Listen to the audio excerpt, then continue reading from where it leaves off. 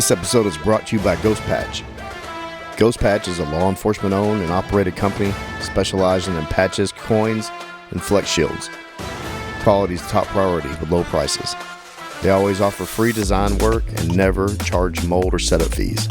Stop letting the big companies rip you off and check out Ghost Patch at ghostpatch.com and ghostpatchcustom.com. Now to the next story.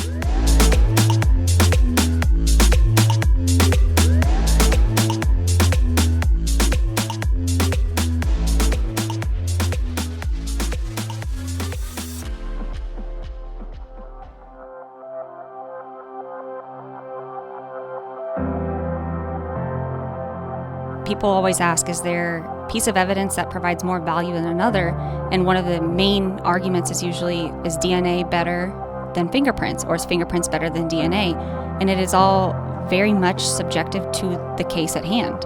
And I think that really is what is very important about the field of forensics and crime scene, latent firearm examination, is that, again, we're not there to tell you the value of the evidence in the investigation. We're there to tell you what the results are.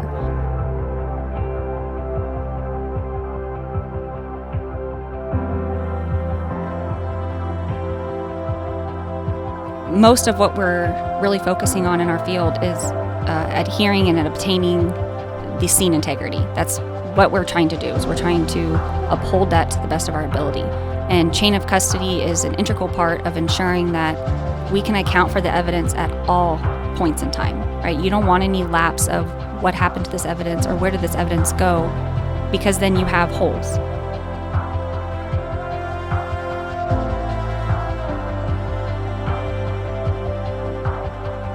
The loss of Michelle, it was honestly amazing to see, DPD as a whole come together, because, one thing from being in a civilian is, I've worked officer's death. You know how the department reacts to an officer's death. And honestly, what we did not know was, how is DPD going to react to a civilian death who is doing a job alongside the officers? And in all honesty, I think DPD set the standard for the treatment of civilian professional staff. You're listening to the ATO Bridging the Divide podcast, brought to you by the Assist the Officer Foundation. Since 1999, the ATO has given assistance to the first responder community. And now we want to give them a platform to hear their incredible stories. We also want to hear the stories of the many people that support us. Our community is small, but it is strong. We have differences. We don't always agree, and we all make mistakes. But together we can grow, we can heal. And we can learn from those mistakes. And together we can bridge the divide.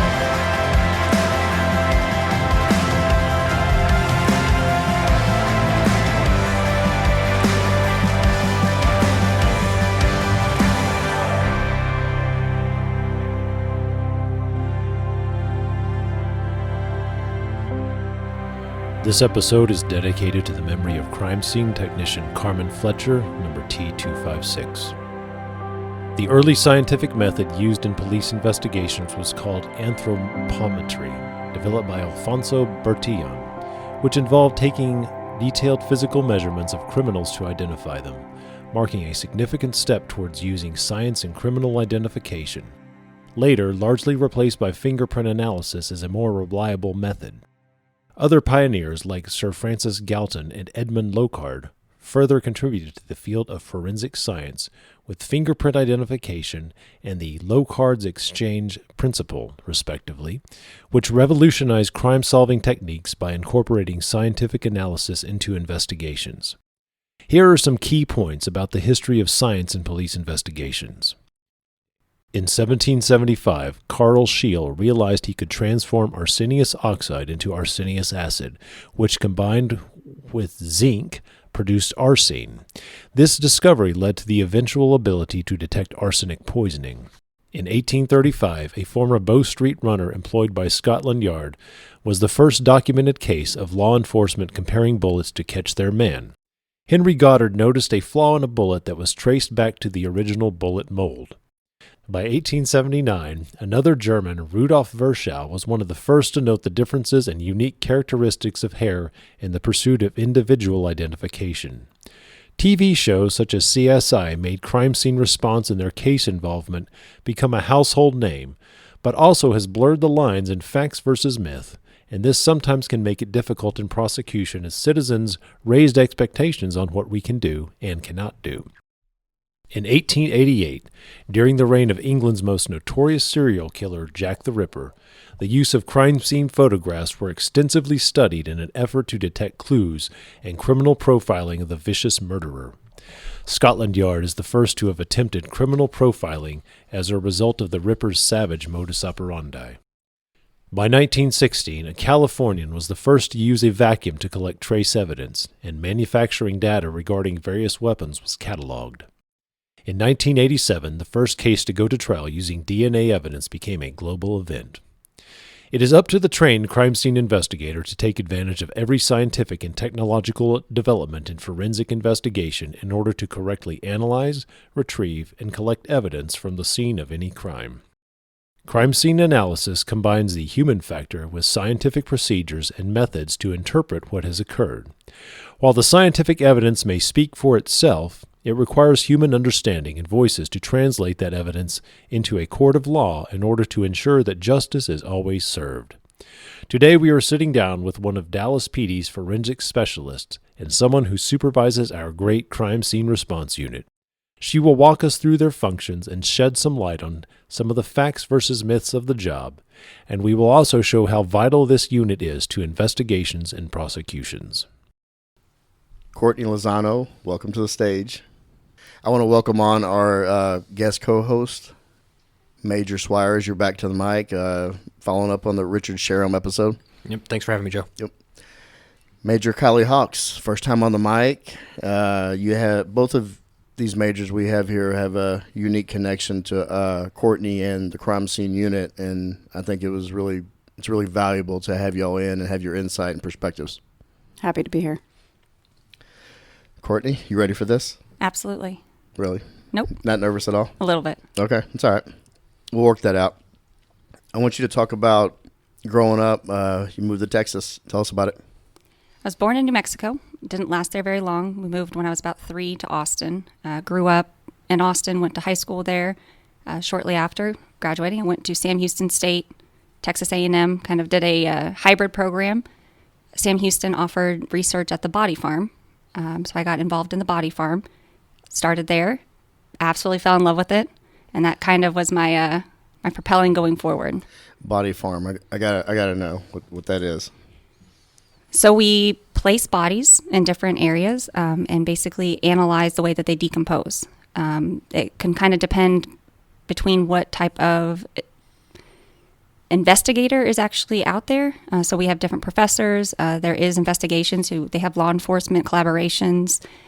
The 2 professors that I did my research under, one was a microbiologist and one was an entomologist. So that's what I did my research under. There's also forensic anthropologist. There's other forms of doctors there that will do, certain type of decomposition studies or analysis of how the elements affect the decomp or the bone decay associated with different type of environment. So, like weather, soil, and that kind of things that would influence that. We did soil. There was some that would want to prevent any type of, manipulation from outside entities. So they would create cages, allow the elements itself, the weather, to affect the decomposition, but then they would prevent animals or rodents. So they would build cages around them. We had shed. You could put a body in a shed if you wanted to do like a controlled indoor climate. We had an old Cadillac that you could go put a body in the trunk and look at decomposition in a trunk. They have a big trunk, Cadillac. Very big trunk, yep. Yeah, got to go with those big ones. Mm-hmm. We don't discriminate on size of the body, so anything that we got out there, you got to be able to fit.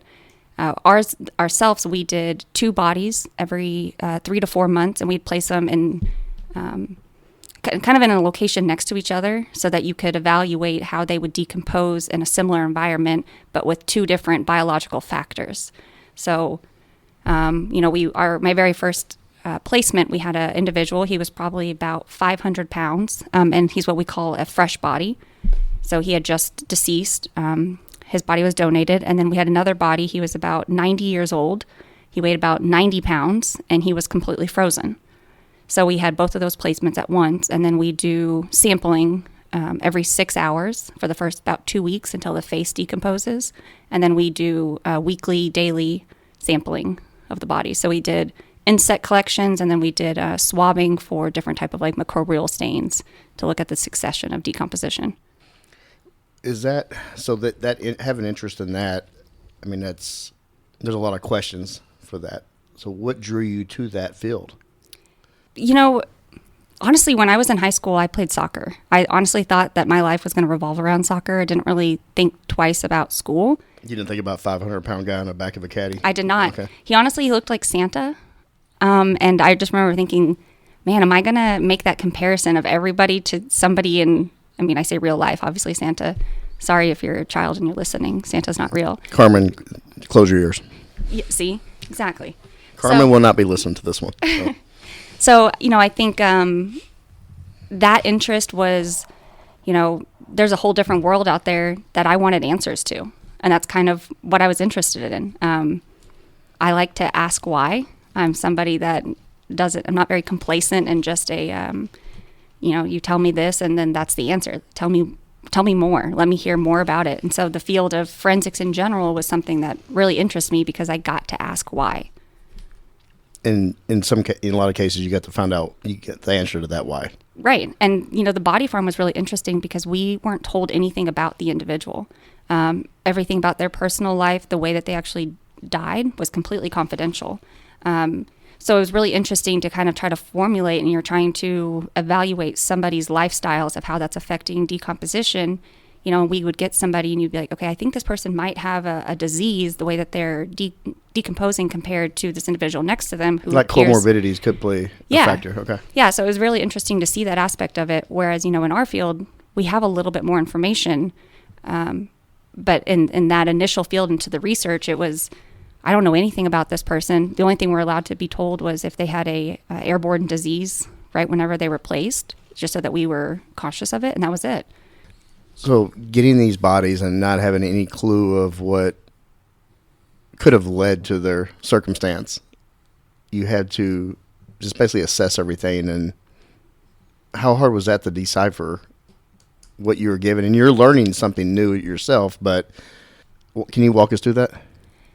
I think what was really interesting about the whole process is that we weren't there to dictate or to determine how this person lived their life and what ultimately led to their death. What we were looking at was a very subjective fact about how they're decomposing. So we weren't really there to make assumptions. And so I think that made it easier is because kind of in the field of forensics is everything we're doing is based on the truth. We're not really interested in how the facts might affect somebody positively or negatively. We're just there to interpret and to present the facts. And I think that kind of really set the standards for me getting into this field is looking at these individuals who are very vulnerable, right? I mean, they're past the stage of life. Their hands are in us. We're completely in control of everything that's associated with them at this point forward. And then we're there just to learn from them. And I think that was really good for me moving into this field was to see that it truly doesn't really matter the facts in our case, what happened before, because we're just there to interpret the facts that happened after. And I think that was a really good stepping stone for me to move into this field. We're going to get into how you process this and from a wellness standpoint later on, but being so young, and do you recall how that affected you, and how'd you kind of wrestle with that? Like there was a human that once had life and now they don't, and now that we're studying this for my education. I mean, definitely you remove yourself from the emotional aspect of it. You really have to think of it as science and not as of a life. That's something that is pretty big, even on our scenes when we're processing scenes, is the more removed I can be from knowing the victim, the easier it is for me to process the scene. So it kind of is that emotional detachment and that really stemmed, and it helped me with the body farm, was understand that, I guess at the body farm, it was, we weren't really there to seek justice. We were there to potentially provide information that could later assist in different type of investigations. But now with the investigation role, it's really, what does this body as a piece of evidence tell us in relation to the crime? It could be a living, it could be a deceased individual. It doesn't really matter. There's still a piece of a puzzle that we're trying to put together to solve. I want to get into you starting at the Orange County Sheriff's Office. How did that go? It was a amazing department. I worked under some really great supervisors, 3 in particular at the time. Ronald Murdoch, he was my immediate supervisor that hired. And then I had an assistant supervisor named Michael Vincent and another one named Kelly Wood. And they were truly the type of supervisors that you want to work for because they were very hands-on. If there was information that was able to be shared or taught, they wanted to be part of that. We worked some very high-profile, very sensitive cases, and they were always there by our side. We were never really left alone, and I think it was a really great agency for me to start off as because they really valued education and training there, and they really wanted to put everybody at the forefront of the field of forensics. What's the size of that agency? They're about, now you're going to put me on the spot. I want to say... You've been on the spot since you've been sitting there. Yeah. Yeah, but now this is like factual numbers. Maybe around 1,000 to 1,500. Sworn. And then probably another 500. Yeah, okay. roughly. That's a good size. That's a very good Yeah, size I mean, department. the sheriff's office in Florida was situated a little bit different than the agencies are in Texas. So the sheriff's office had a larger jurisdiction than the city did. So one thing I will say, after working around you in the field, I can see a lot of the traits you described in those supervisors in you. Then they kind of have molded me. It's, they've kind of taught me that if I'm not willing to do it myself, I can't have the expectation from my staff to do the same thing. And they truly have been there to kind of facilitate that mindset for me. And that's something that, I want to instill on everybody ultimately. But really they helped me kind of create that base of, how I want to lead and how I want to go forward in this field.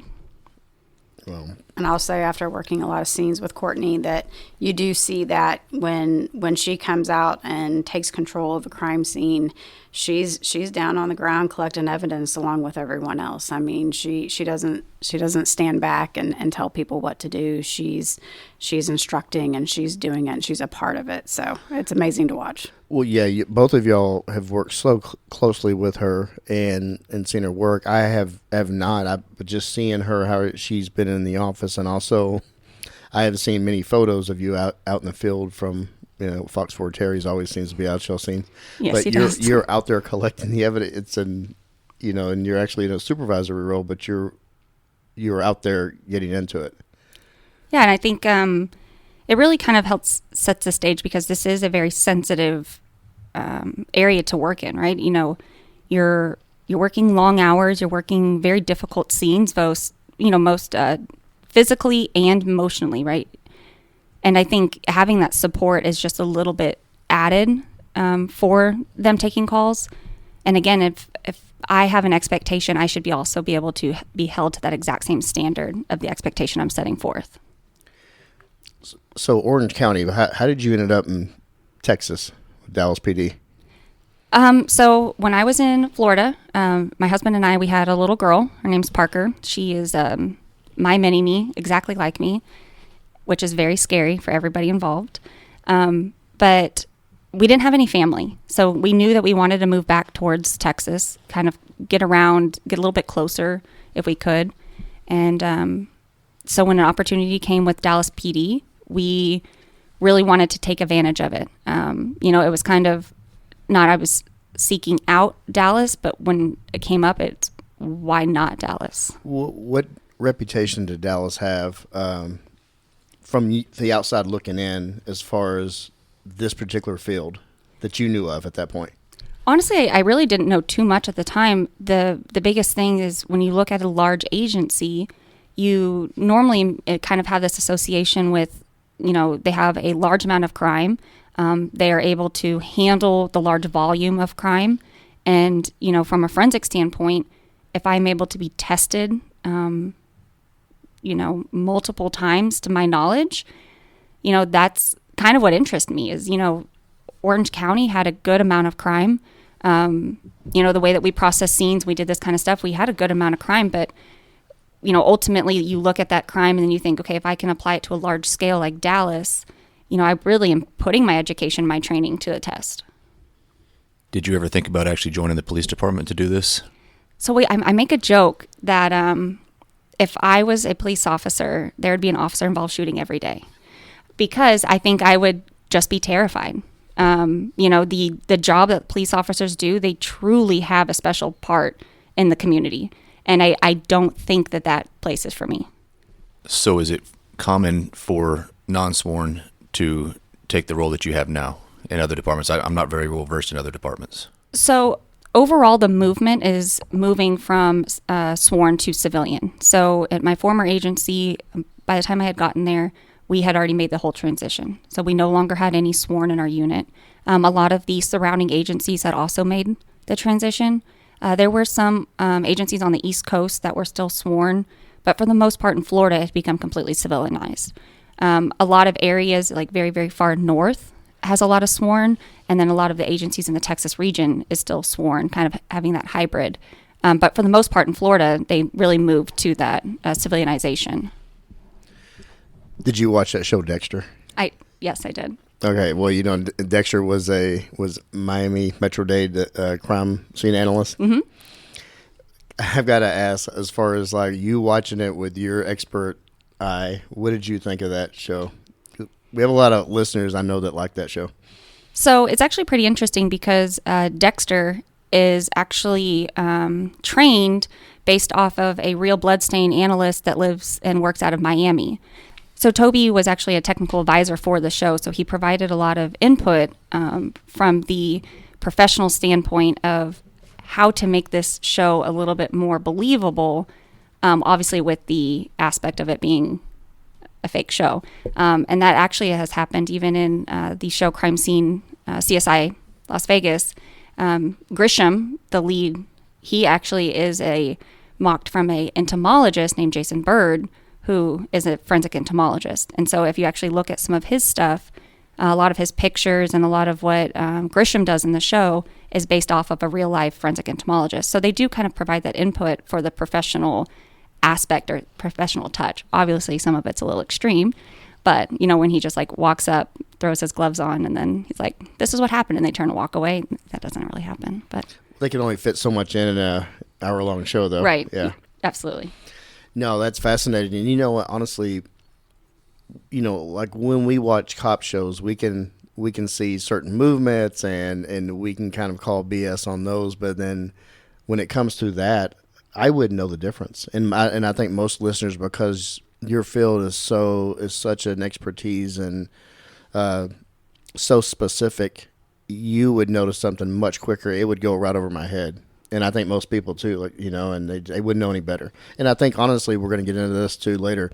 I think that could be to the detriment when it comes to fact versus myth, when it comes to what most citizens think what we can do and what we can't do, and what they expect, and the standards are raised for shows like that. Absolutely. I mean, my husband hates watching shows with me because I always am picking out different things. I'm like, oh, that's fake. That doesn't happen. He's like, okay, can we just watch this movie or something? I'm like, okay, fine.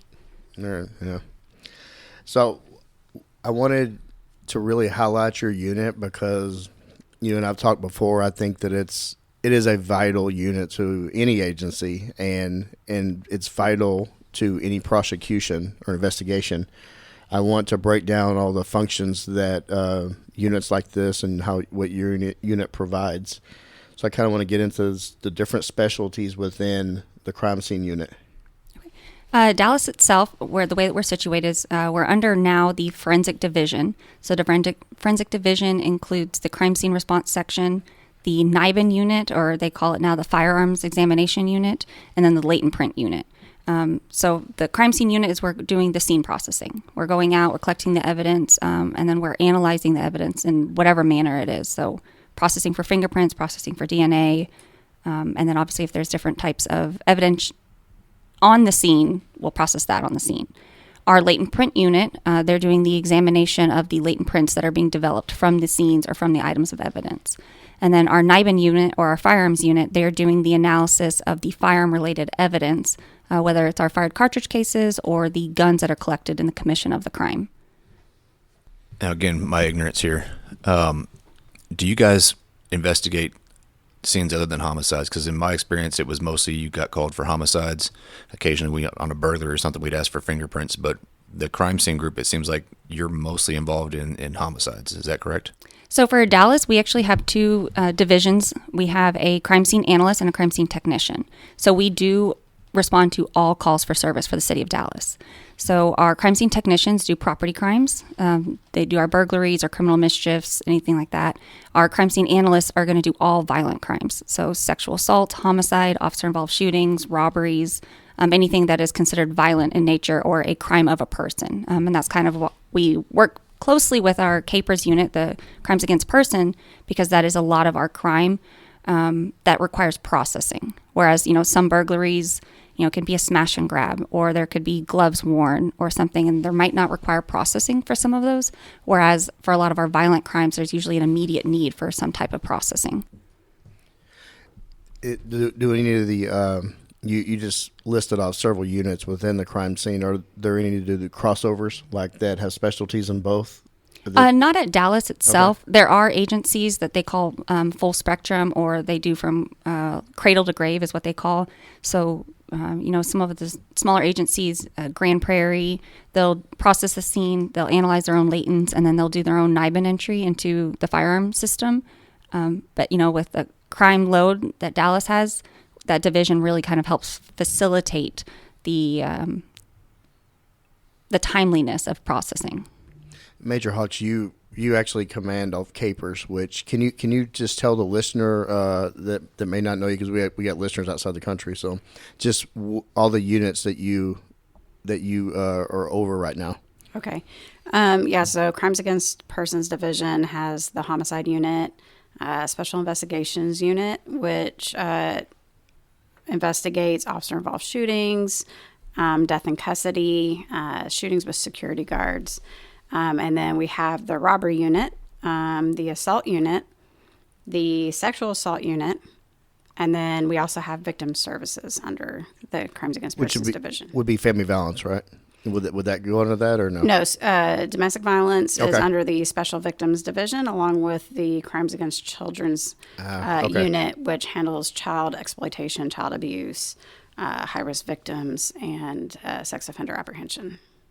And Major Swires, you were a longtime lieutenant in the homicide unit, and you got to know Courtney and that unit very, very well, correct? Correct. During the intro, Sergeant Dan Mosier, he was first time doing a intro, and I got to say he knocked it out of the park, but we hit on the science and the origins of latent prints, the importance of that when it really comes to any crime. Right. I mean, people always ask, is there a piece of evidence that provides more value than another? And one of the main arguments is usually, is DNA better than fingerprints, or is fingerprints better than DNA? And it is all very much subjective to the case at hand. Having somebody's fingerprints provides a value, but if someone's fingerprints are allowed to be there, then what value does that provide? And I think that really is what is very important about the field of forensics and crime scene latents, firearm examination, is that, again, we're not there to tell you the value of the evidence in the investigation. We're there to tell you what the results are. The investigation itself takes its own course through the hard work of the detectives, even the first responders, of how they're initially handling the call itself, but we're there just to interpret those results. So the latent prints, me telling you that there is a positive hit of a latent print, that could provide no information for the case, or that could break the case, right? We had the case of the unfortunate college student who was kidnapped and killed, and what broke open the case was a fingerprint on the back door of her SUV, and that broke open the case. Now he's charged and is in prison because of it. So again, it's very hard to say that there is value one way or another, but if you look at a case like that, then the latent print evidence was an integral part of that case going to trial and ultimate conviction. Well, and a lot of this evidence, no matter what it is, it could sit for a very long time before it becomes relevant or pertinent. Oh, absolutely. I mean, we have trials that, go years after, and then you have the convictions, then you have the cases being reopened. Even cold cases. I know right now we're doing a really big push for cold cases, and, they're pulling cases from the 80s. You're hoping that, in the 80s there was proper methods employed for evidence preservation, but, there's a big chance that there weren't, right? And so I think now more than ever, the spotlight is on forensics because it is so public in nature, right? The TV shows, everything's very public in nature. And so there is a lot of scrutiny of, the possible errors that could accompany those type of cases. Well, there's been many. I mean, it's in the first ever DNA case. It was a global event. It was 1987. I looked that up. But even now, going back to the Jack the Ripper murders, they just come out with, they believe they figured out who Jack the Ripper was, and it was off a scarf that actually had DNA that was taken from the crime scene, that a person that was working the crime scene gave it to his wife. Well, that was still captured, and now they're doing testing on it. It's just fascinating. That is from the 1800s.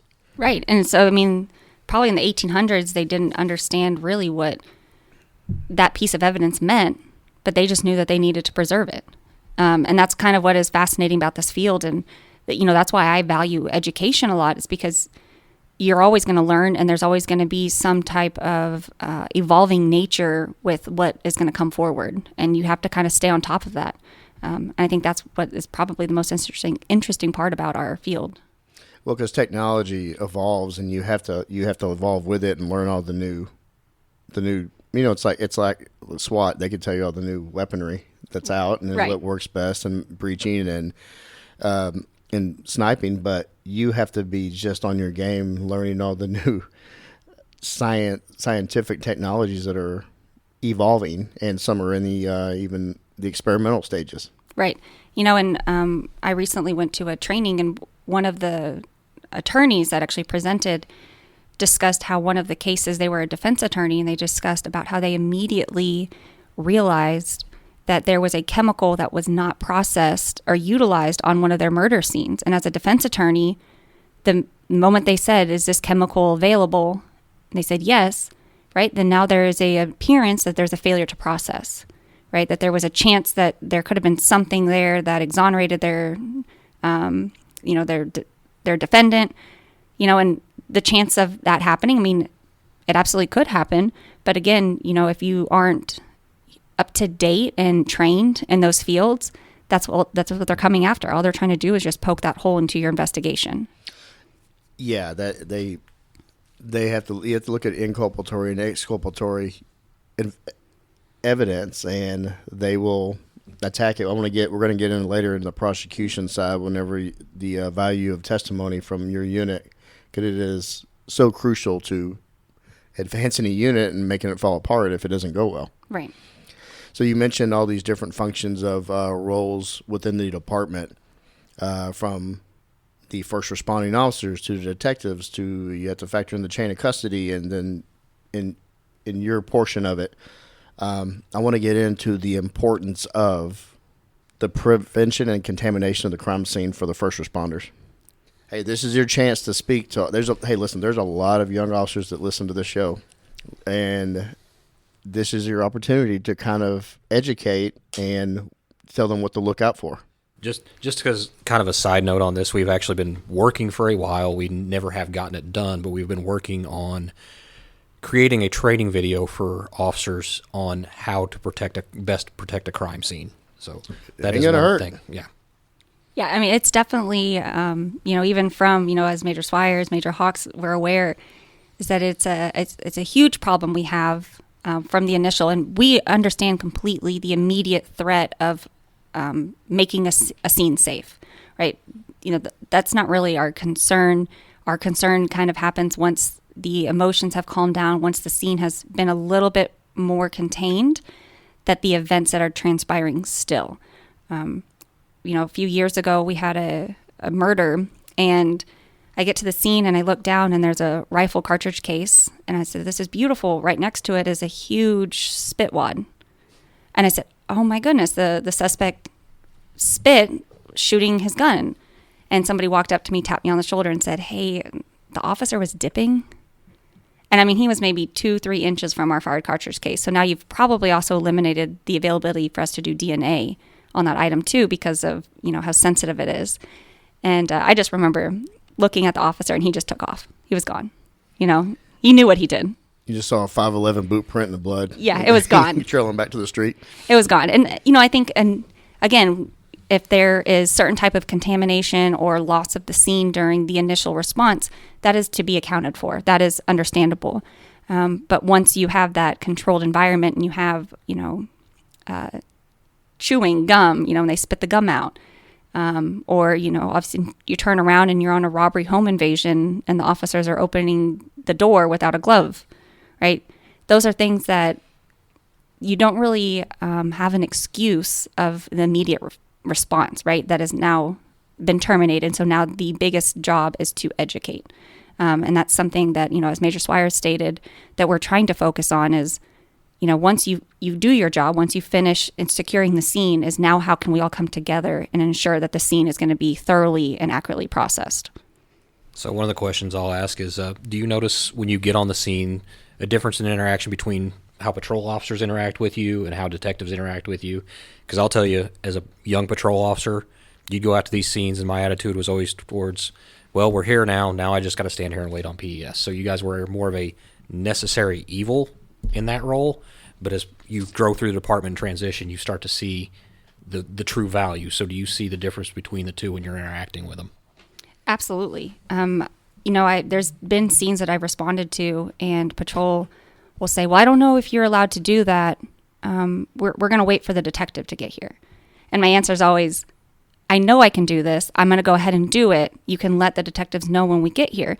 And it's not any disrespect, right? Because between crime scene and the detectives, we have that mutual relationship.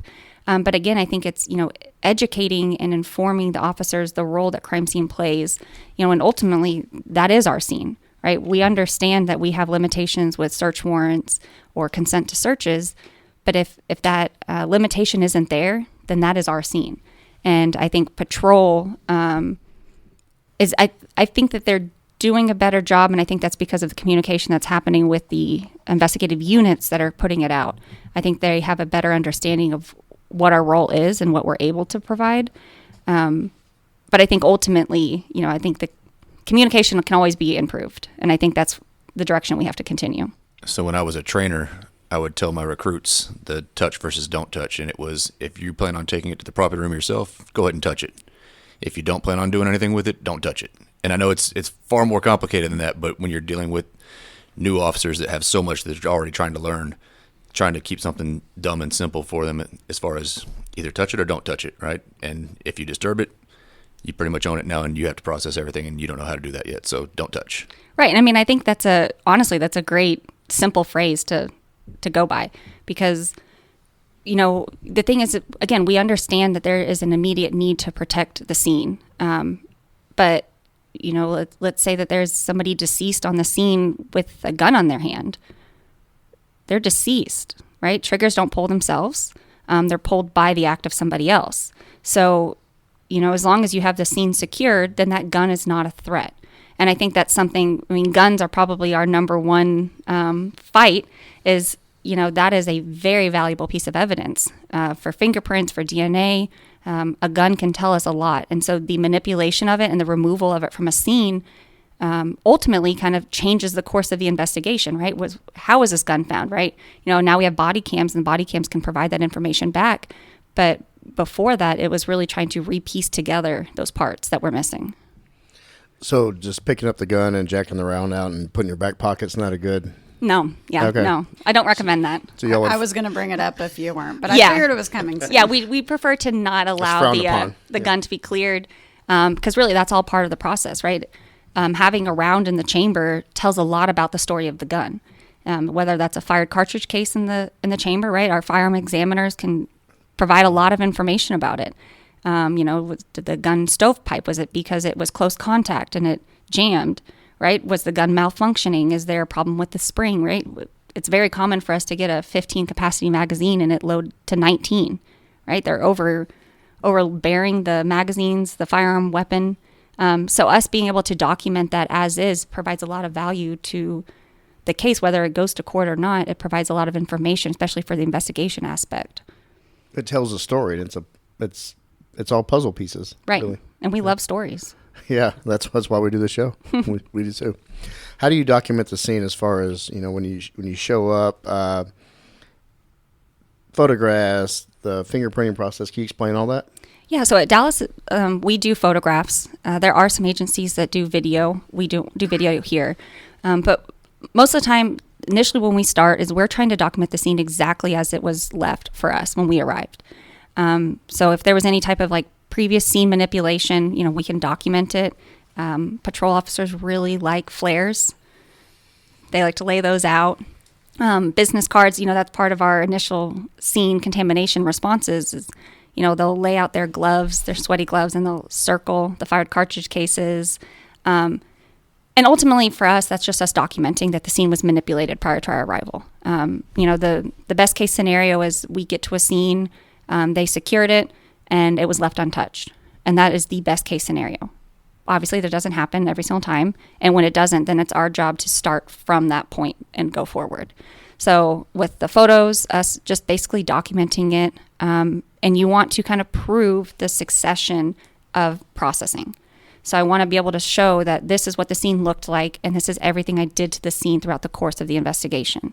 The expectation for crime scene is that, we have the chain of custody, that we have proper documentation, and that is what, a lot of times in the court is that we're being hounded on, is how did you find this? Where was this found at? Because you have investigations and you have history of trials of people being wrongfully convicted. Stephen Avery, I don't know if y'all are familiar with that case, the Stephen Avery case. It was a Netflix documentary. And I just remember one thing that really stuck out to me was in the Netflix documentary, they talk about the car keys and how the crime scene analyst documented the scene multiple times. And all of a sudden, a detective walked in and found the keys sitting on the floor where nobody had seen, right? Does it happen? Absolutely can happen. But the fact that our documentation process is to kind of prevent those holes and those questions from existing in the first place, that's really what we're there for. We're providing that visual component that somebody that isn't there will never be able to see. Well, stuff like that could put you on a bad spot as well, because here you have keys that says show up, and let's say that you did miss it, a defense attorney could show you as incompetent, and then that could just destroy your entire... Right. And I mean, especially whenever you're not manipulating the scene, it'd be one thing. I mean, it happens. The biggest is our fired cartridge cases, right?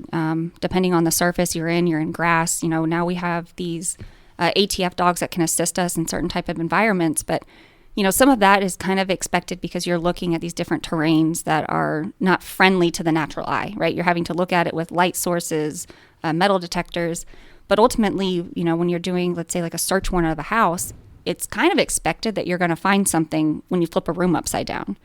But really that documentation there is to help prevent any questions of how was it found and at what point was it found during that search process.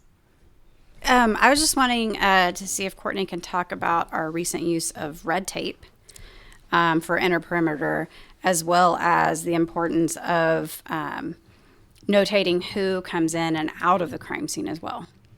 Yeah, absolutely. So that's kind of one of our big pushes is for our investigative units is, we have the yellow tape. So now we've started on our major incidences creating a inner perimeter for red tape.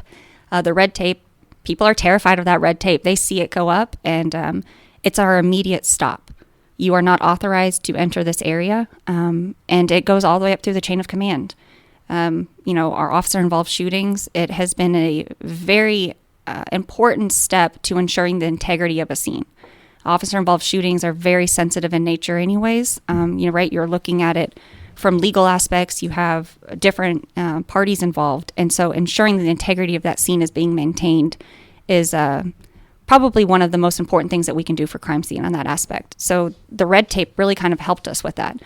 We eliminated a lot of the foot traffic. We eliminated a lot of question of to who's coming in and out. And a little 4-star walking up and trampling it. Yeah, and they won't. They see that tape and they immediately think my name's going to go on that piece of paper that I was in the scene. I don't want to be called. And when we've had scenes where they absolutely needed to come through and look at something, but at that point they're being escorted. So again, they're not being left unattained in our crime scene, which is a really big part, especially of maintaining that integrity. And when did the red tape start? Yes, I just wanted to say that the implementation of the red tape happened probably over the last 5 or 6 months, I think. Oh. And it's after we had a brief. So we brief now after every OIS. Crime scene and capers, we get together, we brief. How did things go? Was there anything that we need to improve on? And so we walk through all these issues that we come across on the scene to improve the next one. What can we do different for the next one? And so we implemented the red tape fairly recently, and we've found that that actually has solved more of our problems than, any other thing that we think that we could change. That really helped us with solving a lot of different problems at the just controlling the crime scene. Change in leadership with the crime scene helped with that as well. Yeah. Have you thought about putting like the biohazardous signs up? So that'd be one way to keep them out, along with the red tape.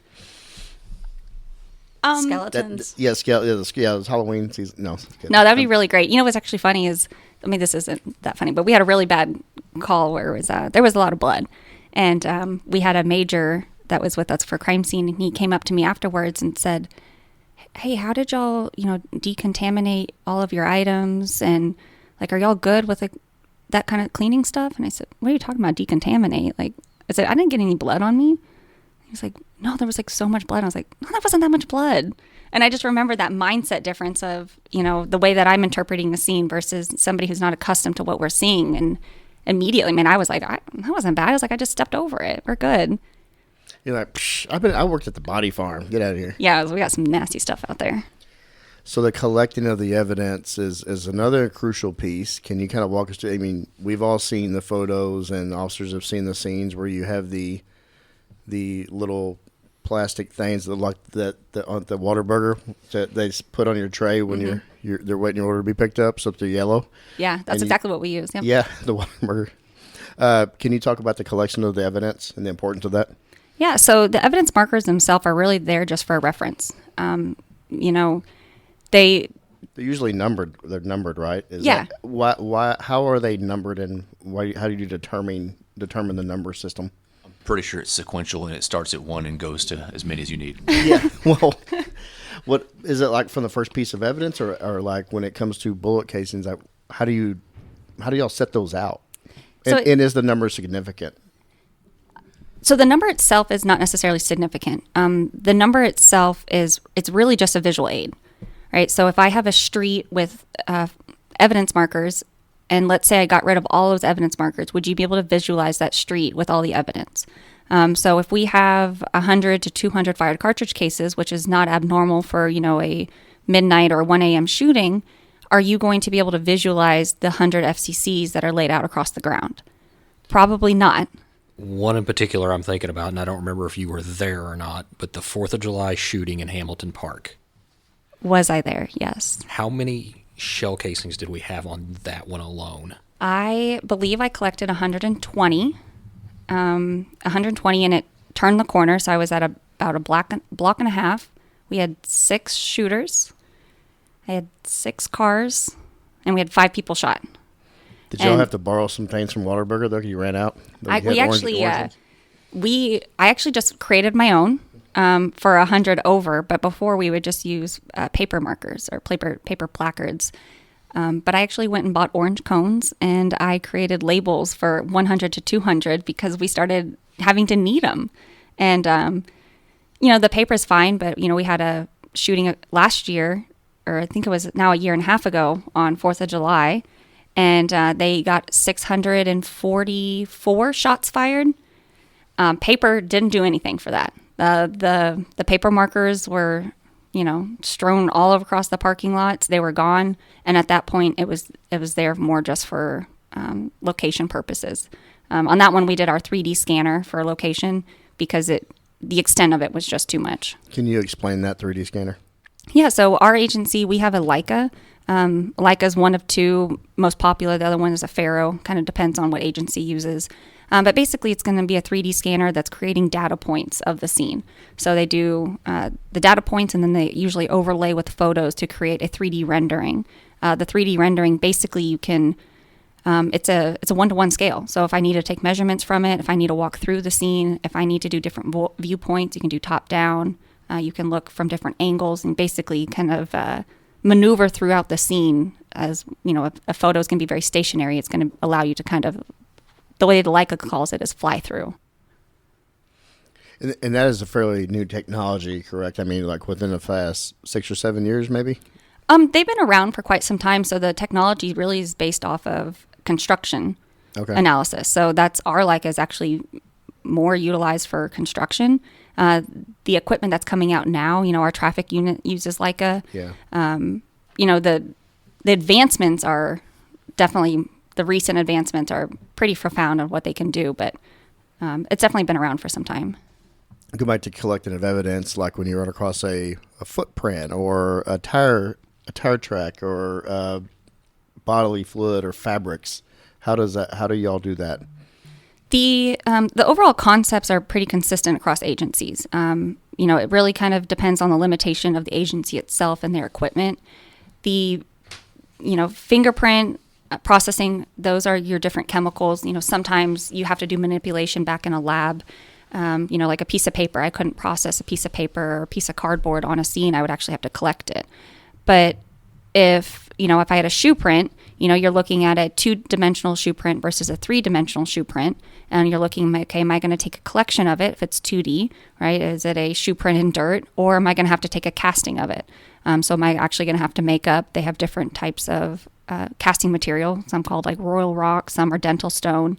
But basically it's the same thing as if you go get your teeth molded at the dentist. It's basically the same concept.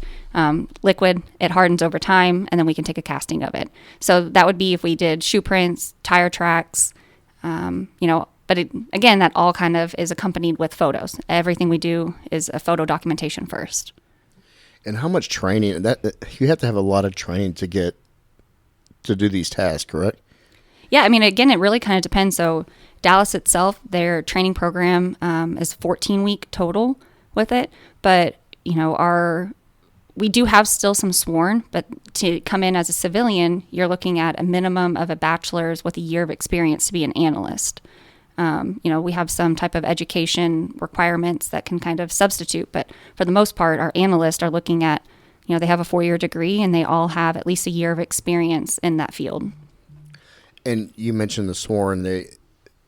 When I heard on, it was mostly all sworn. It was veteran officers that had been working the field for a long time, and then they segued into that part of their career and photographing and collecting evidence and doing what you're talking about now. But it's different now as far as the use of civilian staff. Right. I mean, we do still have we have 3 sworn that are grandfathered in. So they've been with our agency or our unit, for years. We recently opened it up to allow some sworn back in. So we just finished with our first sworn in training. He just got out. So he's out on the field, answering calls with us, but he went through the full 14-week training that all of our other analysts did. All right, we'll talk about the importance of the chain of custody. Can you explain that? I think most of what we're really focusing on in our field is adhering and obtaining the scene integrity. That's what we're trying to do, is we're trying to uphold that to the best of our ability. And chain of custody is an integral part of ensuring that we can account for the evidence at all points in time, right? You don't want any lapse of what happened to this evidence or where did this evidence go, because then you have holes. And again, in our court cases, that's what defense attorneys, they love. They want to find those holes. They want to poke those holes into the investigation. And if they can find it because, we lost evidence for 3 days, okay, well, who encountered the evidence? How was it manipulated? Where was it found? So I think, the chain of custody from start to finish, the same thing is from like patrol. If they touched it, they're going to take it. And if they don't take it, then we have the chain of custody that documents that this patrol officer was the initial responding officer. He initially came in contact with it. He can state, I wasn't wearing gloves, and then we ultimately have that. But, what we're just trying to do is ensure that the entire history of that evidence or the entire history of that scene is recorded in whatever form or format that is. In all these different ways of analyzing, collecting evidence, sometimes you're under a time frame crunch, whether it's departmental or like just on the outside. People want answers and they want them fast. And does that ever play a role? I know it doesn't speed up your process with science, but can you describe that? Yeah, I would say, it's a difficult aspect because to us, the value of the evidence deserves its attention, right? We don't want to rush anything because then we are possibly altering the results that we could have get, right? People make mistakes, right? We're all human. And the faster that somebody tries to process or to get those results out, the higher probability that there is going to be some type of error associated with that analysis. So, from our standpoint, we have our SOPs that dictate, how fast evidence has to be taken out. And that is something that I usually really, really try to hone in on when we have these special requests is, we can add this to a priority. We can make sure that this is not the third item that they pull off their shelf, but ultimately that item deserves its time and attention. Chemical processing, depending on what it is, it can take some time. If you look at best practice methods, you don't really want to stray too far away from it because then, again, that's how you're kind of creating those holes in the investigation. So I think, again, that kind of goes to the relationship of the investigative units that are with us is, we understand that they're under a time crunch and we understand that there is potentially a piece of evidence that could give them an immediate answer. So understanding that relationship and understanding that kind of give and take is very important. And again, it kind of goes down to that communication is, you also have to tell us that this is vital to you because if not, we just process 3-4 other scenes that shift and we have 3-4 other guns.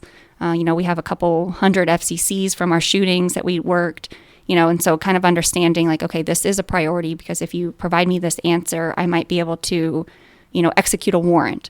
Right. And that provides a little bit more investigative knowledge than maybe something else. Yeah, y'all have a great relationship with capers and I'm pretty proud of our departments from command on down to the investigative units as far as understanding y'all's role and what y'all do and the importance of it. As far as I want to touch on something before I lose it. How often is it that you go and process a scene, you collect everything, and time goes by, and then another witness may pop up or somebody may find something later on? Does that happen often that you have to go back out and basically start another crime scene? You may find a secondary crime scene or somebody may find something in a backyard and you have to go and start that process over again. Yeah, I wouldn't say it's too frequent, but it does happen, especially through the investigative process, right? They start interviewing, they start pulling cameras, right? Nobody wanted to talk on scene. They start getting video camera and they're like, okay, this actually happened down around the corner and ended where we, just finished. So something like that's going to change our course. Probably our most frequent would be a vehicle, a follow-up to a vehicle, which in some cases the vehicle is the scene, and so finding the vehicle a day, 2 days later, people think, oh, it's just a vehicle processing. But, if the whatever crime occurred, if it occurred in the vehicle, that could be several hours of processing depending on the extent of what is required of that case. Some of the cases I would be thinking about would be like a body dump. You find a body dumped alongside a road, and as the detective gets to investigating, is they find out 2 or 3 days later, well, the body was found here, but now we've actually found the crime scene, and it's going to be this house. Now we've got to go process it. Absolutely. And, then you start looking at the chemical manipulation of the scenes, right? So we're doing Blue Star. We're looking for people cleaning. One of the very first murders I actually worked in Florida was a girl. When we found her, we thought she looked in her mid-20s. We ended up finding out that she was in her teens, about 15 years old. And we knew that she'd been dumped. We knew that the crime didn't occur. All the blood had been dried on her at the time. And at that time, we call it community service, right? We're picking up everything in the area that is fresh and relevant, right? We don't know the relevance. In this specific area, it was a high prostitution area. So we were collecting all the condoms, we were collecting all the beer bottles, anything that appeared relatively in the area. About a couple days later, we found the actual vehicle, and it was a leather interior, and he had cleaned the entire interior of it. It was a pretty good cleaning job. He was actually about to set fire to it whenever they found him. And so, I think it took me maybe 10 hours to process this car in our garage bay, because we're doing chemical processing, right? We're trying to look for the blood. We're trying to prove that this girl was indeed inside this car. And you go to find out she was actually shot and killed inside this car and then dumped. But, having that evidence, that was our scene, right? Her secondary location was the body dump, but the primary location was the vehicle. So collecting all this evidence and prepping it for trial, and the importance of your testimony, can you kind of walk us through that of like, how do you prep for a case and go over your notes, and you as a unit, because you may have different pieces of the crime scene unit, they're going to have to sit up there and tell their expertise on what they found and why they did what they did. Right. So, the court prep really comes down to the attorneys and the investigative process as a whole. A lot of what we're trying to do is we're trying to make sure that we know front to back what we did in that scene. Where did we respond to? What did we do? Recently, we've been asked a lot of questions about who we spoke with. And sometimes that's not what we're always recording, right? Because you're on these very fluid scenes, but they want to hear who told you to do that, right? And that's little things like that we haven't really in the history of recorded all of our conversations, right? Like, this person told me to do this, right? It's a very fluid scene, especially when we're looking at these large-scale homicides where there's maybe 4 or 5 homicide detectives, the sergeant's out there, the lieutenant, and at any given time, we might be getting direction from any one of them because they're communicating amongst themselves, and then they're providing that feedback. And it kind of goes back to us doing the red tape, was to kind of minimize that amount of communication, because that's a question that we get quite a bit is, where did you learn this from, and how did that ultimately affect your ability to process that scene? Have they ever talked about giving you guys body cameras to document all that? Oh, I hope not.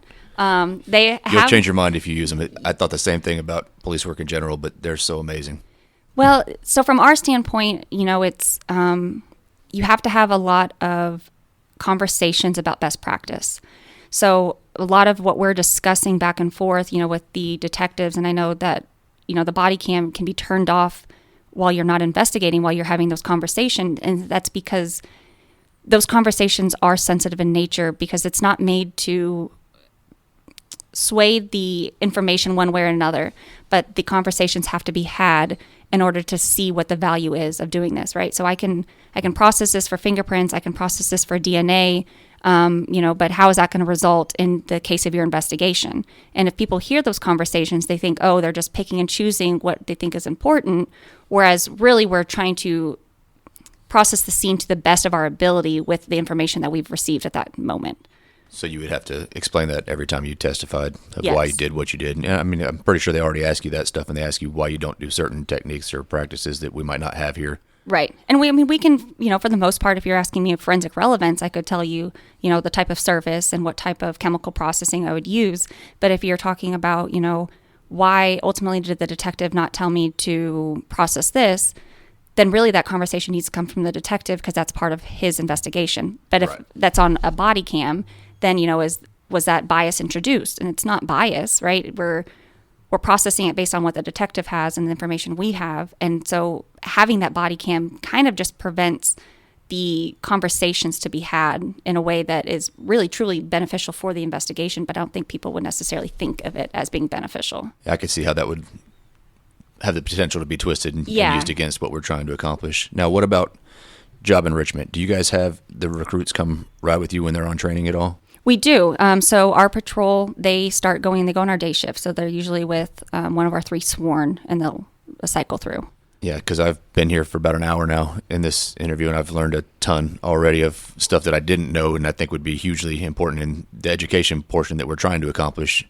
You've done a fantastic job so far of explaining a lot of the stuff that we didn't even know was possible. So I think that's a big deal, and they probably need to ride out on evenings and nights too to find out what you guys do there, because there's obviously differences in what's going on at different times of day. Right. I mean, absolutely. And I think, with the D-Track, the new investigator training, that's something that was really the focus, was to provide this information and provide the gaps of the investigative process to ensure that everybody's kind of receiving the same information, right? So patrol isn't going to that. I mean, I think there's some patrol officers that can voluntarily go through the course, but really, from the crime scene standpoint, we're just hoping to bridge that gap, right? We want to ensure that there is no miscommunication, and the services that crime scene can offer is provided to everybody. But then also, what are the limitations, right? Like, what are we able to provide? And I think really that D-Track training has, it's still pretty new in the process, but I think ultimately the process of it, I think, will be very beneficial. Just going back to the body camera thing for just a second, my biggest worry with that would be having been in that scene, having stood there, and we're having conversations about some of the evidence that's been found, and then you start getting theories about what happened in that scene, and that theory may ultimately turn out to be wrong. And if that's captured on body camera, now we've got a problem on the stand of, well, you thought this at the scene, but now you're saying this. So them having the body cam, I wouldn't be a huge fan of. Just on the flip side of that, you could also argue of, yes, we did look at different things. We were trying to consider everything, and this is what the facts and the evidence pointed us towards. Yeah, that's a valid point as well. What are you an expert witness? It depends on how they will classify you, but I have been provided as expert witness and shooting reconstruction specifically. It kind of just depends on what, but they do consider us expert witnesses for crime scene when we testify. I know it varies, but generally, what are you usually attacked on whenever you're on the stand? Sometimes they really don't have much, right? And so at that point, they're trying to find anything that kind of just discredits you a little bit. Of course. Yeah. And it could be something very petty. I mean, I know I testified for this one trial, and I processed this car for hours. I know that there was nothing left in that car that I could have done. I did trace evidence, I did DNA collection, fingerprints, and this defense attorney kept asking me about processing a fake leather purse. And I left, and I was so mad because I'm thinking logistically, I swabbed it for DNA. There was not going to be a fingerprint on a fake leather purse, and I just kept thinking about it. But he did his job as a defense attorney, right? That was one item that I didn't fingerprint, and it was something that he could just trip me up on. Like, aha! Yeah, and it was like, oh man, I've fingerprinted a leather purse every single time since, just to say I did it. That is their role, though. It's a lot of it's smoke and mirrors, and that's how we get attacked too. Yeah, sometimes you have to polish a turd, and that's usually what they're working with. Yeah, and I mean, you can't really blame them because they're ultimately there just to poke holes in the investigation, right? They want to ensure that they're providing whatever case it is to their defendant, regardless if their defendant is a POS or not, right? Like, that is what they're trying to do. But, on our standpoint, is they really want to make sure that the integrity was maintained, right? So if there is, lapse of who entered, who manipulated evidence, where did it go, how did you process it? Did you process it fully, right? Did you half-ass it? Anything like that. That's kind of where we're going to get tripped up on, is somebody not being able to defend their methods. Courtney, you've been at this for a long time. You've worked tons of cases. Are there any cases that kind of stand out to you as disturbing? So knowing that this question was going to come up, and you and I have discussed in the car the one night, is in our field we compartmentalize, right? That's kind of the way that we work through things, and a lot of us in our field have a very analytical brain, right? We want to have an answer and a reason for something to happen, and when we can't provide that answer, that is usually the cases that affect us. So a case where there's no reason or an answer to why that crime would have occurred, those are the cases that are usually harder to, push down, because you just want to understand how something like that could have happened to somebody. Whereas, we're going to these other calls, and you're going from like a gang shooting to a gang shooting, you're going to drug activities, right? In our mind, we've justified the call, whatever kind of call it is. But when we When we can't, those are the scenes that are harder for us to process. And normally those are cases that have a true victim, which usually children are true victims, right? They're usually not, you're looking at 2-year-olds, 3-year-olds. They're not responsible for what was happening to them, right? I've worked deaths of children being left in cars, right? And you think, how could you leave your child in the car? I mean, I know personally I could never leave mine because even as an infant, she talked my ear off. And so I know I would never leave my child in a car. But then you think, okay, how did this happen, right? And you try to justify the reasoning behind it. But ultimately, what you're looking at is a deceased child who was left to suffer in a car. And I think, not having the reason why is really the cases that get to, I would say it would be kind of even safe for the investigation purpose for investigators and detectives. The same kind of mindset is, we want to understand how it happened. And when we can't, then those are the cases that stick with you. Because we can't answer those questions. So, I mentioned the the death of a car, but really anything with a child is usually pretty tragic because they're usually just there. It's either the wrong place at the wrong time. I've worked a shooting where 2 parents got in an argument with somebody at a gas station, and the individual opened fire, and the little girl was in the back seat, and she got shot straight in the head, right? She had nothing to do with that crime. And honestly, you can't even really fault the parents at that point, right? The parents weren't involved in a firearm disturbance. They're involved in an altercation that led to a tragic accident of their child. And kind of trying to wrap your head around that justification or, why were the parents out at 11 p.m. at night, right? And again, you're trying to place blame where there's really no blame. Right? We've all been traveling with our child at night. We've all been out, in different areas. Then you look at, oh, maybe they're not from here. Maybe they don't know where they were at. And again, it's kind of that I can't provide a reason to it, so it's affecting me more negative than these other cases that I can provide a justification for it. So I think anything with the children aspect of it, when you're looking at cases with the elderly, it's the exact same, right? As at a certain point, the life cycle kind of goes full circle, right? So at a certain point, the elderly aren't responsible for their well-being, right? At a certain point, you're looking and you're hoping that somebody else is going to take care of them. And when you go in and I'm processing a elderly abuse and they have maggots in their diapers, right? They're not necessarily deceased, but how do you allow somebody that you love to get to that point in life? And so again, there's no reason for it, right? There's no answer. So those are the cases that kind of really stick with you. I think, truly out of the hundreds, if not thousands of calls I've responded to, with deaths involved, there's probably only 10 or 15 that really truly stick out to me. And it's because of the true victim mentality associated with it. I worked a bludgeoning call in Florida, and it was probably one of the most horrific scenes I've ever worked. Because that this guy fought for his life the entirety of his call. Right? We don't know exactly how long. There's no witnesses. There's no video evidence. But that this guy fought for his life, and he probably just came home at the wrong time, right? It's broad daylight. It wasn't, a nighttime robbery. He probably just came home, maybe potentially came to people burglarizing his house, and he ended up being bludgeoned to death.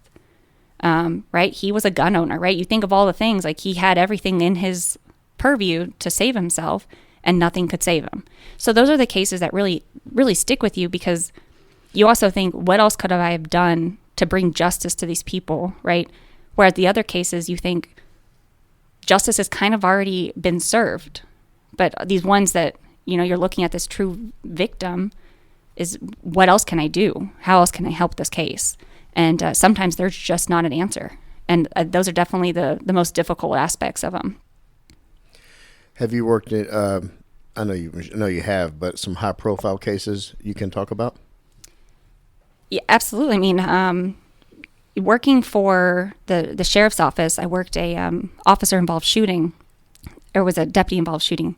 And it was high profile nature because a lot of times with, officer involved shootings, deputy involved shootings, a lot of it is you're looking at was the immediate threat present in order for the officer to discharge their weapon. This case specific, it was a individual who had been stalking somebody at a Walmart. He had a big butcher knife. He gets in his car, the officers try to stop him, and at the time, he floors the car towards the officer. So it was an officer shooting into a moving vehicle, which is usually a pretty hot topic for police-involved shootings, because you're always thinking, was there a way for them to protect themselves by means other than deadly force? In this specific case, the individual who was driving the car, he actually didn't get killed. He's a paraplegic, and the case went to multiple trials. They found no fault at the officers ultimately, but I was called to do expert testimony for the shooting reconstruction aspect, to provide information of how the bullets entered the car, at what angle, potentially what bullets entered the suspect, and ultimately, who was at fault for his condition. I don't think anybody was at fault for his condition, because I think he was a little wacky, but ultimately now he's a paraplegic and they wanted to place blame on somebody. So those kind of cases are pretty difficult because, again, we're there to just present the truth, right? I never actually watched the video. I don't know which officer fired which weapon. I don't know which one entered the suspect, but I'm there to tell you the facts of the trajectory. And if that benefits one person or another, that's kind of our most difficult aspect, is I'm there as an unbiased opinion. And especially with, officer-involved shootings, is I don't know how my opinion is going to affect the course of the investigation. Whereas you're already looking at these very heightened emotions, right? You have the patrol officers are on scene, right? That's their friend. I've listened to my patrol officer friends get shot in the line of duty. I've listened to the radios happen at the exact same time, and then I've still had to have gone and work the scene with that very subjective opinion, right? Like, you go there and you think, okay, this is my friend. I hope there was no wrongdoing, but that's also irrelevant to why I'm here. And I think that's probably with those like high-profile cases, especially police-involved shootings, the sensitivity that we're having to deal with. The police response is over in a few minutes, whereas we're out there for hours to finish it. And so I think that emotional detachment becomes really difficult in those cases. And you have to remove yourself from all outcomes and from all scene processing of it. Because if not, then we are no longer subjective. We have bias, and that's what we're trying to do, is eliminate as much bias as we can. And that kind of segues into my next topic, as far as how do you in this function of a department in crime scene, how do you process all the trauma and the tragedy and the exposure to violence from a wellness standpoint? I mean, honestly, I think most individuals in our field do a pretty poor job of taking care of themselves. You don't really talk about it. You kind of compartmentalize everything in, because the appearance of being weak or the appearance of allowing these scenes to negatively affect you, you feel like it kind of diminishes your credibility, right? Like, if this scene affected her, what is that next scene going to affect her? Is she going to make it through? Or is she going to be able to, subjectively process that scene without any problems? So I think naturally our instincts are to keep it in, to not talk about it. Most recently with the death of Officer Burke, that was probably one of the very first calls that we had probably more open conversations about it in the office, because of, how tragic it was. But in the history of the officer-involved shootings that I've worked, or, some of these mass shootings, mass casualties, we don't really talk about it. You keep it in. You might tell somebody like, oh yeah, that was a hard one. And then you continue on. I would say that we don't have a very good mental health aspect with our field in general. It's kind of that stigma that's associated with it, was keep it in. I think with conversations and, something like the wellness unit, I think it provides some value into kind of opening up those conversations that I don't really think exist. Well, yeah, speaking of Officer Burke's murder and that shooting, the following week we had like a psych ed here in this very room. And we kind of just wanted to give, I think education and awareness is crucial to having these conversations and breaking stigmas, because in law enforcement, any first responder or military, we have the same stigmas too, of pack it down, process it, shove it away the best we can. And a lot of times that's it. And, you shove something away weeks, months later, you find out you didn't really pack it away so well, and it starts seeping out, and that's where we fall into we can go down a bad path of self-destruction. And that's why bringing up awareness and education is what we really try to do here. And I think, something that is really big is a case that affects one person is not going to be a case that affects the next.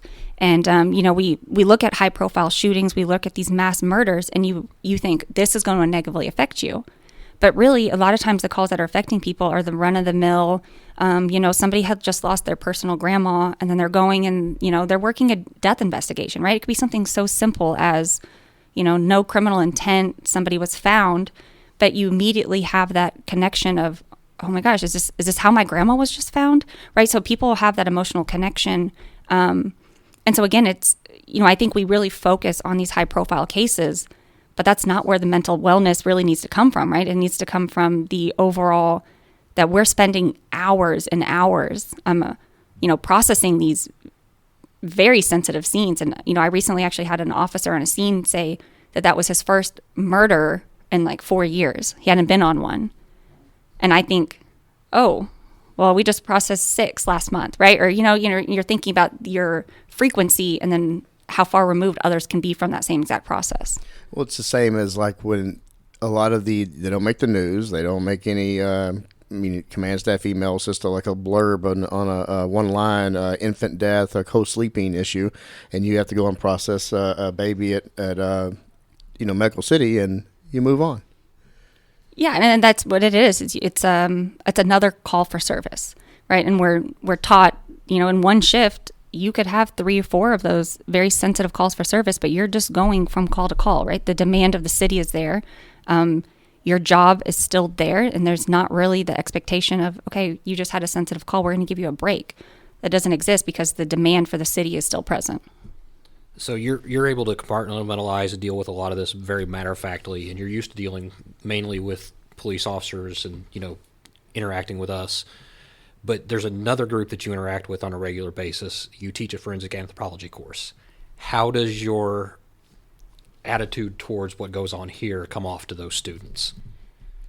This is actually pretty funny because last night I taught in my class last night, and the story of Jeff in the freezer came up. And I don't know if y'all know about Jeff in the freezer. He was killed. The case has been to trial. That guy's actually about to be released from prison recently. But it was an Uber driver. He claims that he doesn't kill him. He claims that he finds him dead in a motel room, takes his ID, uses his wallet for a while, then realizes, oh, someone's going to think that I killed him. So he went back, he chopped him up, he bought a deep freezer, and he lived with him for about a year. Reasonable, yeah. My next thought process, what I was going to do. So the guy's body was in a deep freezer. The guy's head was in his main fridge freezer, and he lived with him for a year.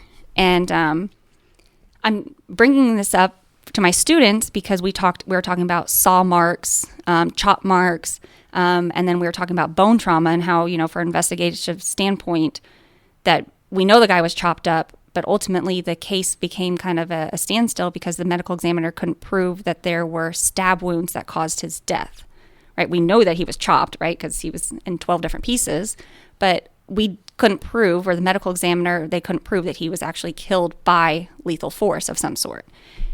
So I'm trying to tell it to my students, and one of my students, they were like, well, can we look up the current case? I said, yeah, the guy's in jail, y'all can look at it.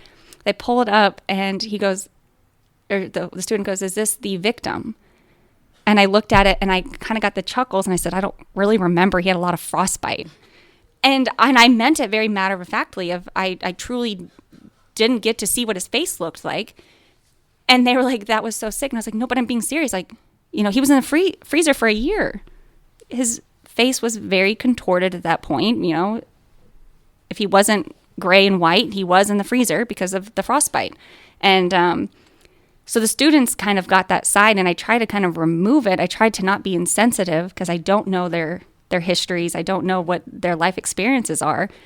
But also when something that comes up, it's very clear that I have taken this aspect of my life and made it, separate from what normal people are really exposed to. They don't know that side, right?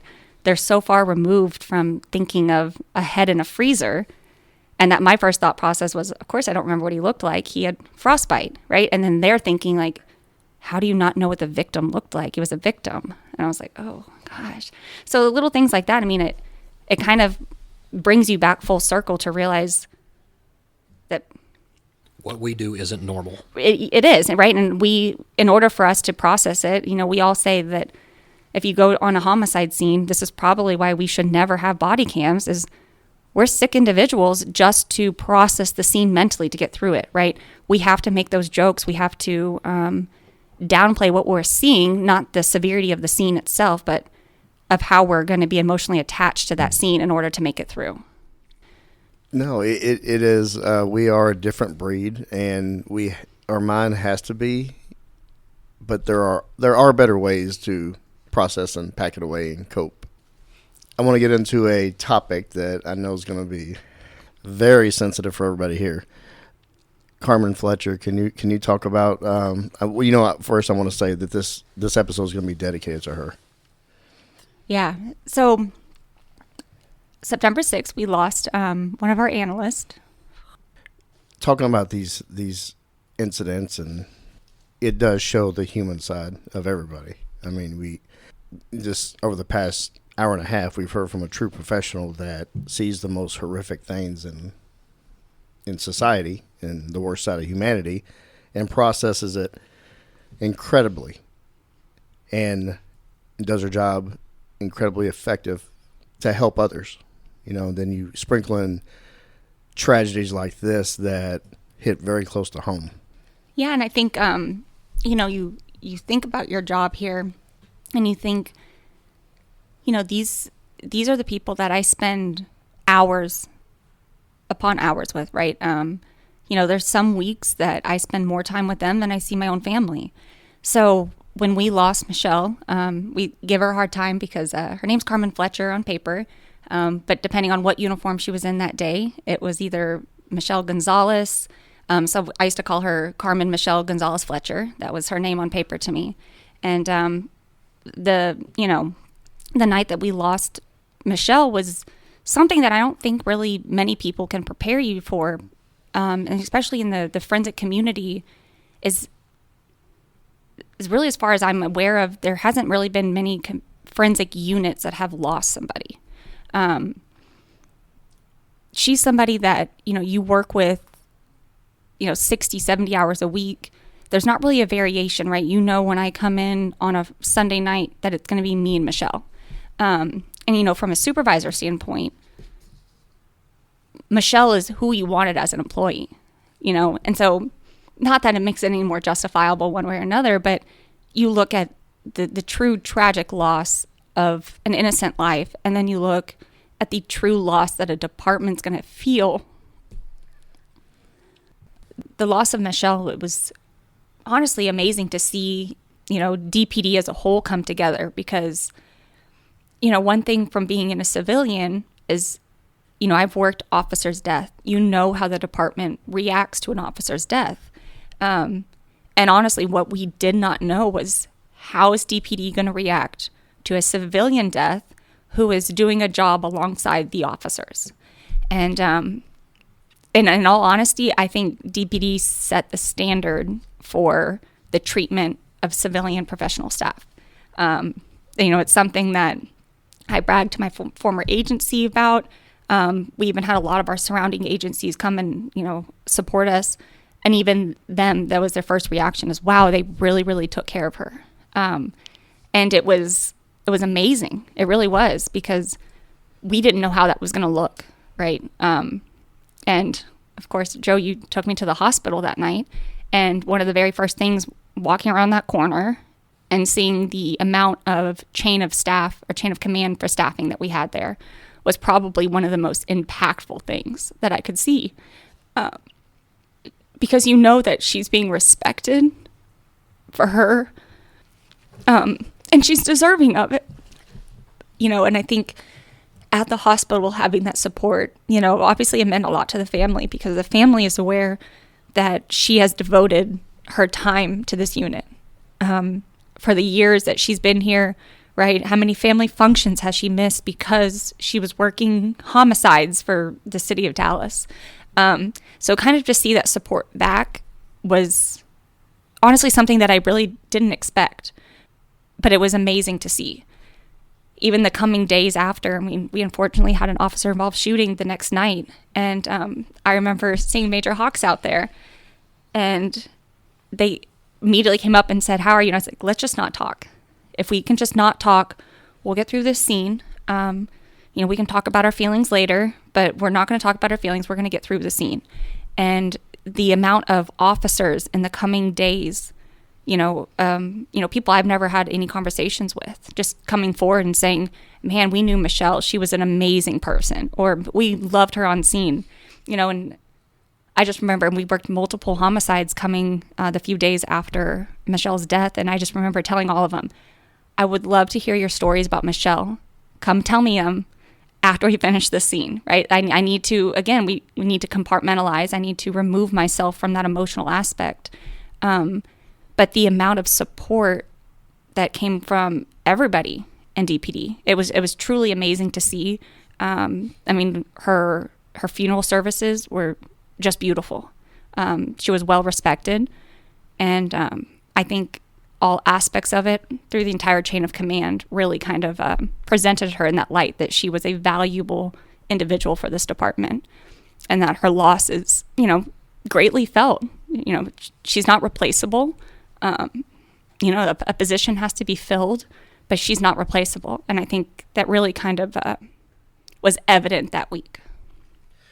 Yeah, I have to say that I'm very proud of this department's response that night. The hospital staying there for hours, and then the family coming in, and Michelle is Chief Cato's niece. Chief Cato left here as a 3-star chief, and now he's the DART chief of police. And to see Charlie crushed like that was heartbreaking, because I've known him my entire career.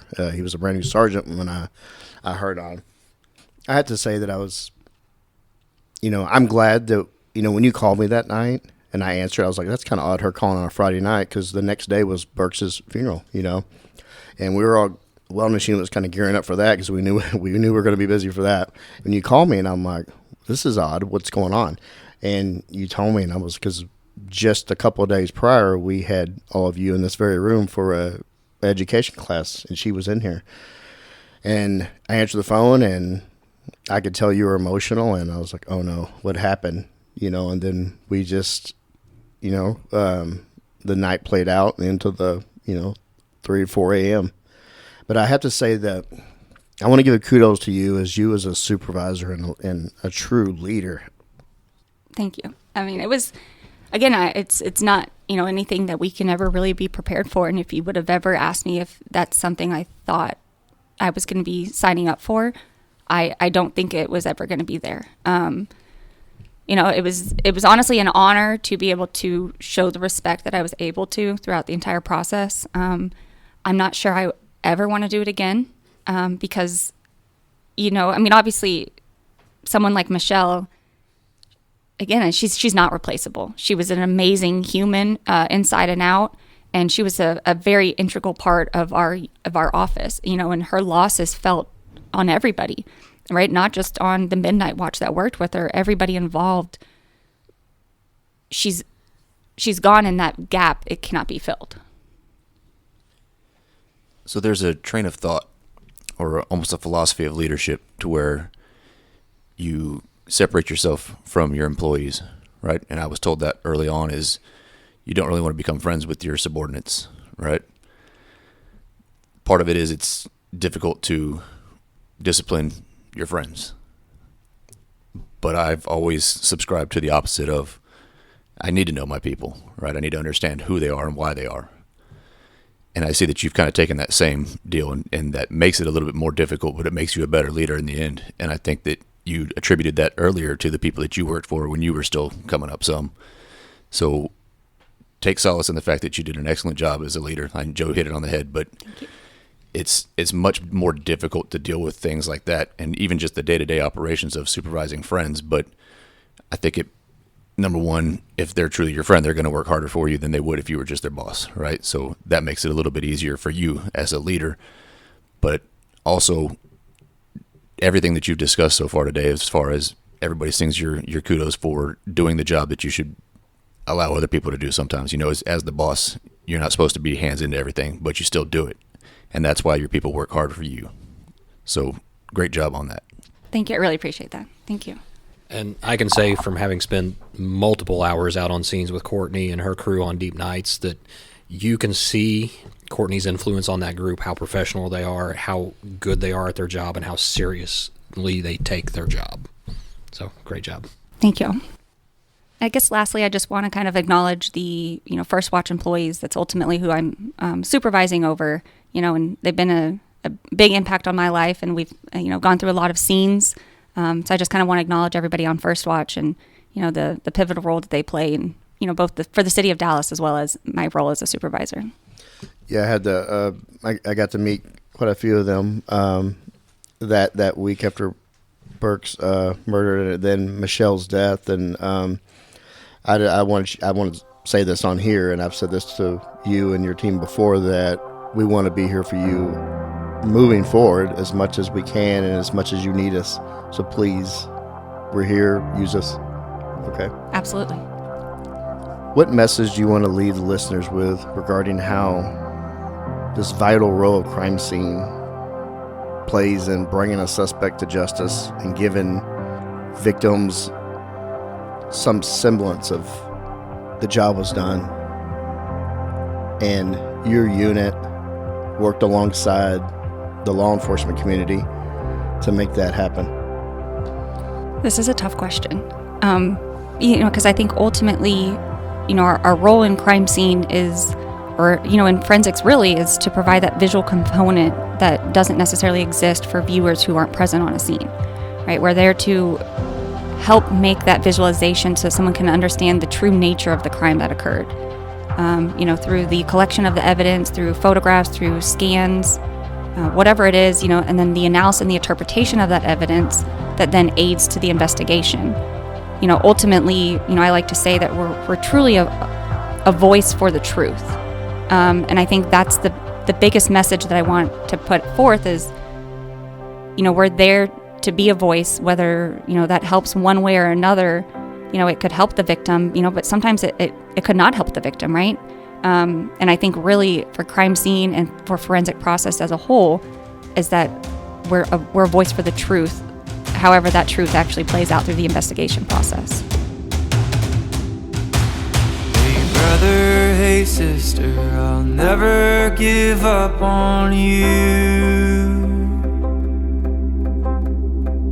Hey Mrs., hey mister, I'll see this all the way through.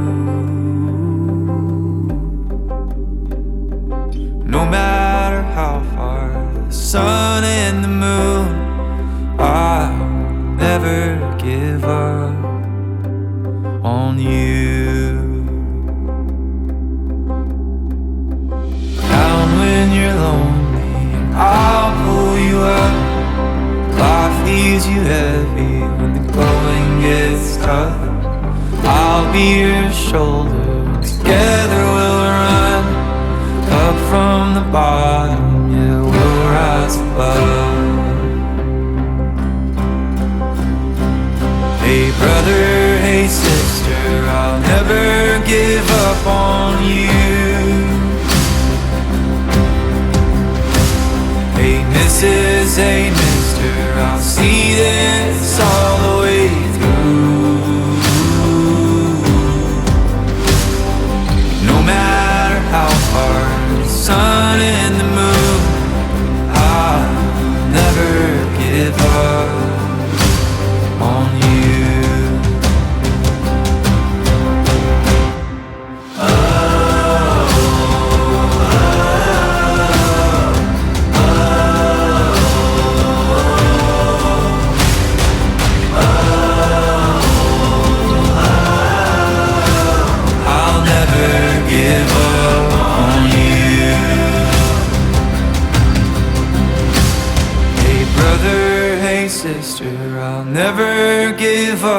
on you. Hey Mrs., hey mister, I'll see this all the way through. No matter how far, for the gold and the blue, I will never give up on you.